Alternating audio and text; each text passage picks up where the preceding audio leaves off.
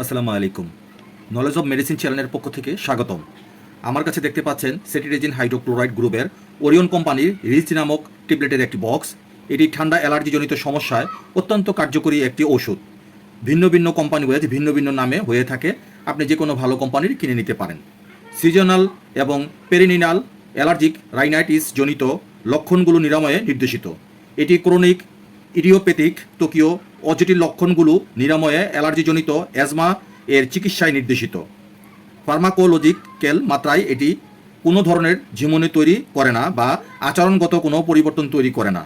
এটি হিস্টামিনজনিত অ্যালার্জির প্রাথমিক লক্ষণগুলো বন্ধ করে এবং প্রদাহ তৈরিকারী কোষের বিচরণ হ্রাস করে। প্রতি পিস ট্যাবলেটের মূল্য 3 টাকা এবং প্রতি পাতার মূল্য 30 টাকা।